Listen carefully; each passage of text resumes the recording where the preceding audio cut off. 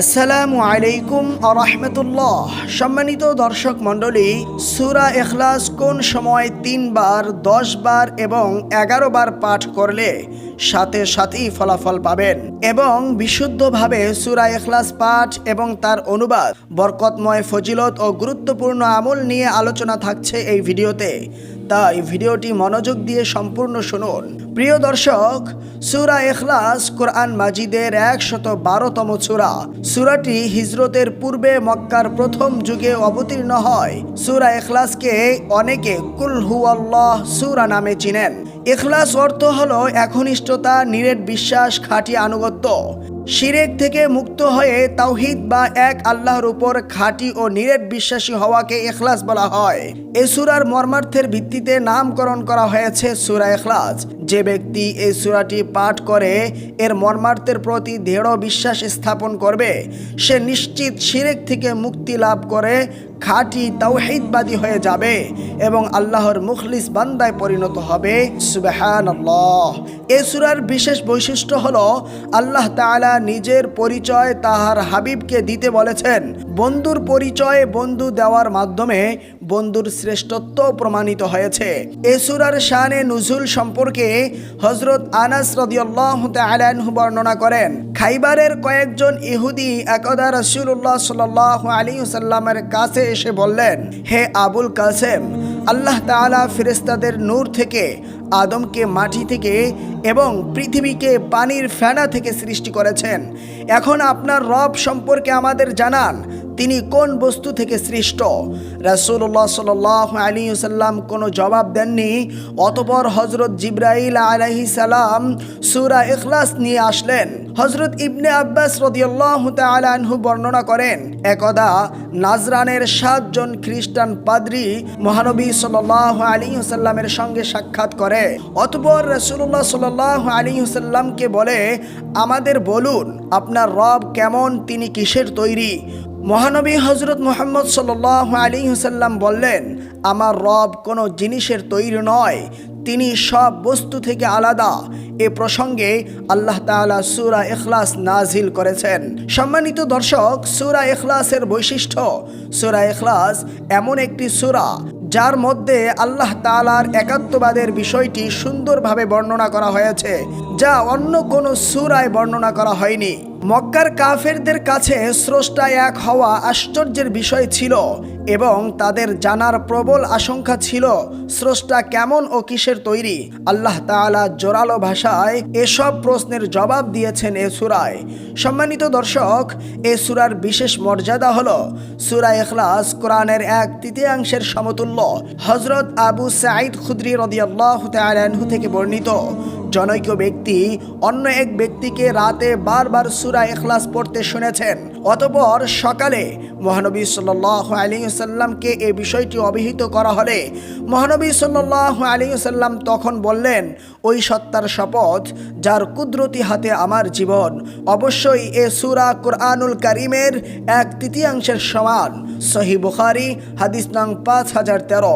প্রিয় দর্শক, অপর এক বর্ণনায় এসেছে, নবী করিম সাল্লাল্লাহু আলাইহি ওয়াসাল্লাম একদা সাহাবীদের বললেন, তোমরা কি এক রাতে কোরআন মাজিদের 1/3 পড়তে পারবে? সাহাবীরা এ প্রস্তাবে খুবই কঠিন মনে করলেন। ফলে তারা বললেন, আমাদের মধ্যে এ কাজ কে করতে পারবে? নবী করিম সাল্লাল্লাহু আলাইহি ওয়াসাল্লাম তখন বললেন, সূরা ইখলাস কোরআনের 1/3 সমান। সুবহানাল্লাহ। সহিহ বুখারী হাদিস নং 5015। সম্মানিত দর্শক শ্রোতা, সূরা ইখলাসকে কোরআনের 1/3 বলার কারণ কি? পবিত্র কোরআন 3 ভাগে বিভক্ত। এক ভাগ আহকাম বা বিধিবিধান সংক্রান্ত, আরেক ভাগ জান্নাতের সুসংবাদ ও জাহান্নামের দুঃসংবাদ সংক্রান্ত এবং অন্য ভাগ আল্লাহর নাম ও গুণাবলী সংক্রান্ত। শেষোক্ত ভাগটি সূরা ইখলাসে একত্রিত হওয়ার কারণে একে কোরআন মাজিদের 1/3 বলা হয়েছে। হযরত আবু দারদা রাদিয়াল্লাহু তাআলা আনহু থেকে বর্ণিত হাদিসে মহানবী সাল্লাল্লাহু আলাইহি ওয়াসাল্লাম বলেছেন, মহান আল্লাহ তাআলা কোরআনকে 3 ভাগে ভাগ করেছেন আর এই সূরাটি তথা সূরা ইখলাসকে একটি ভাগে পরিণত করেছেন। সহিহ মুসলিম হাদিস নং 812।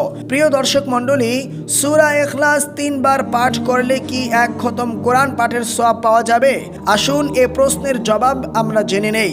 এই সূরাটি 3 বার পাঠ করলেই পূর্ণ কোরআন মাজিদ পাঠ হয়ে যাবে বা এক খতম কোরআন তেলাওয়াতের সওয়াব প্রাপ্ত হবে, এরূপ কথা হাদিসের কোথাও বলা হয়নি। বরং বলা হয়েছে যে সূরা ইখলাস কোরআন মাজিদের 1/3 সমতুল্য। এর মর্মার্থ হলো, যে ব্যক্তি বুঝে পাঠ করবে তার অন্তরে আল্লাহর নাম ও গুণাবলী গেঁথে যাবে, ফলে সে শিরকি চিন্তাধারা থেকে পরিচ্ছন্ন থাকবে। প্রিয় দর্শক, সূরা ইখলাসকে ভালোবাসলে আল্লাহ তাআলাও আপনাকে ভালোবাসবেন। মহানবী সাল্লাল্লাহু আলাইহি ওয়াসাল্লাম একজন সাহাবীর নেতৃত্বে একদল সৈনিককে যুদ্ধে প্রেরণ করেন। তিনি যুদ্ধের দীর্ঘ সময় শুধু সূরা ইখলাস দ্বারা নামাজ পড়িয়েছিলেন। সৈন্যরা যুদ্ধ থেকে ফিরে এসে মহানবী সাল্লাল্লাহু আলাইহি ওয়াসাল্লামকে তা অবহিত করেন। নবী করিম সাল্লাল্লাহু আলাইহি ওয়াসাল্লাম বললেন, তোমরা তাকে জিজ্ঞাসা করো কেন সে এরূপ করেছে। সেনাপতি বললেন, এ সূরায় আল্লাহর গুণাবলী বর্ণিত হয়েছে বিদায় আমি এ সূরাকে ভালোবাসি। মহানবী সাল্লাল্লাহু আলাইহি ওয়াসাল্লাম বললেন, তোমরা তাকে গিয়ে বলো আল্লাহ তাআলাও তাকে ভালোবাসেন। সুবহানাল্লাহ। সহিহ বুখারী ও মুসলিম শরীফে এসেছে। সম্মানিত দর্শক, সূরা ইখলাসের আমলকারীর জানাজায় প্রচুর ফেরেশতা আগমন করে। হাদিস শরীফে এসেছে, মুআবিয়া ইবনে মুআবিয়া আল মুজানি রাদিয়াল্লাহু তাআলা আনহু ইন্তেকাল করলে 70,000 ফেরেশতা সহ জিবরাইল আলাইহিস সালাম নবী করিম সাল্লাল্লাহু আলাইহি ওয়াসাল্লামের কাছে আগমন করেন এবং নবীজি সাল্লাল্লাহু আলাইহি ওয়াসাল্লাম জিবরাইল আলাইহিস সালাম ও ওইসব ফেরেশতাদের নিয়ে তার জানাজায় শরীক হন। সুবহানাল্লাহ। নামাজ শেষ হলে রাসূলুল্লাহ সাল্লাল্লাহু আলাইহি ওয়াসাল্লাম হযরত জিবরাইলকে জিজ্ঞাসা করলেন, ইয়া জিবরিলু বিমা বালাগা মুআবিয়া ইবনে মুআবিয়া আল মুজানি হাযিহিল মানজিলা। হে জিবরাইল, কোন আমলের মাধ্যমে মুআবিয়া ইবনে মুআবিয়া মুজানি এই উচ্চ মর্যাদায় আদিষ্ট হয়েছে? হযরত জিবরাইল আলাইহিস সালাম জবাবে বললেন, বিকিরাআতি কুল হুয়াল্লাহু আহাদ কাইমান ওয়া কাঈদান ওয়া মাশিয়ান ওয়া রাকিবান। এই মর্যাদা লাভের কারণ হলো সে দাঁড়িয়ে, বসে, হেঁটে হেঁটে, সওয়ারিতে তথা সর্ব অবস্থায় সূরা ইখলাস তেলাওয়াত করত। এজন্যই সে এই মর্যাদা পেয়েছে। সুবহানাল্লাহ। দর্শক, সূরা ইখলাসের আমলে সহজে জান্নাত লাভ করা যায়। জনৈক সাহাবী মহানবী সাল্লাল্লাহু আলাইহি ওয়াসাল্লামের কাছে এসে বললেন, হে আল্লাহর রাসূল, আমি সূরা ইখলাসকে ভালোবাসি। রাসূলুল্লাহ সাল্লাল্লাহু আলাইহি ওয়াসাল্লাম তখন বললেন, এ ভালোবাসা তোমাকে জান্নাতে প্রবেশ করাবে। সহিহ বুখারী ও তিরমিজি শরীফে এসেছে। সম্মানিত দর্শক, সূরা ইখলাসের আমলে দারিদ্রতা থেকে মুক্তি পাওয়া যায়। সাহাল ইবনে সাদ সাঈদী রাদিয়াল্লাহু তাআলা আনহু থেকে বর্ণিত, তিনি বলেন, এক ব্যক্তি রাসূলুল্লাহ সাল্লাল্লাহু আলাইহি ওয়াসাল্লামের কাছে দারিদ্র্যের অভিযোগ করলে রাসূলুল্লাহ সাল্লাল্লাহু আলাইহি ওয়াসাল্লাম তাকে বললেন, যখন তুমি ঘরে যাও তখন সালাম দিবে এবং একবার সূরা ইখলাস পাঠ করবে। এ আমল করার ফলে কিছুদিনের মধ্যে তার দারিদ্রতা দূরীভূত হয়ে যায়। সুবহানাল্লাহ। প্রিয় দর্শক, হযরত জাবের ইবনে আব্দুল্লাহ রাদিয়াল্লাহু তাআলা আনহু থেকে বর্ণিত, রাসূলুল্লাহ সাল্লাল্লাহু আলাইহি ওয়াসাল্লাম ইরশাদ করেন, যে ব্যক্তি 3টি কাজ ঈমানের সঙ্গে করতে পারবে, জান্নাতের যে কোনো দরজা দিয়ে সে প্রবেশ করতে পারবে। 1. যে হত্যাকারীকে সদয় হয়ে ছেড়ে দিবে। 2. যে গোপন ঋণ পরিশোধ করবে। 3. যে ব্যক্তি প্রত্যেক ফরজ নামাজের পর 10 বার সূরা ইখলাস পাঠ করবে। প্রিয় দর্শক, যে ব্যক্তি 11 বার সূরা ইখলাস পাঠ করবে, শয়তান সমস্ত বাহিনী তার বিরুদ্ধে লাগিয়ে দিলেও তাকে সেই দিন গুনাহের কাজ করাতে পারবে না, যতক্ষণ না সে নিজেই ইচ্ছা করবে। প্রিয় দর্শক, আসুন এবার আমরা সহি শুদ্ধভাবে সূরা ইখলাস পাঠ করি ও শুনি। বিসমিল্লাহির রহমানির রহিম। কুল হুয়াল্লাহু আহাদ আল্লাহুস সামাদ লাম ইয়ালিদ ওয়া লাম ইউলাদ ওয়া লাম ইয়াকুল লাহু কুফুয়ান আহাদ। সূরা ইখলাসের অর্থ, হে আল্লাহর রাসূল, আপনি বলুন, তিনি আল্লাহ এক ও অদ্বিতীয়, আল্লাহ তাআলা সব কিছু থেকে অমুখাপেক্ষী।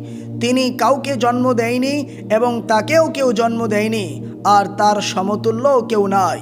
সম্মানিত দর্শক শ্রোতা, আশা করছি আপনারা বুঝতে পেরেছেন সূরা ইখলাসের মধ্যে কি পরিমাণ ফজিলত লুকিয়ে রয়েছে। তো আমাদের অবশ্যই উচিত বেশি বেশি করে সূরা ইখলাস পাঠ করা। আল্লাহ তাআলা সমগ্র মুসলিম উম্মাহকে হকের উপর অটল অবিচল থাকার পাশাপাশি অন্যায় থেকে বিরত থাকা এবং সূরা ইখলাসের গুরুত্বপূর্ণ ফজিলত লাভের তৌফিক দান করুন। আমিন।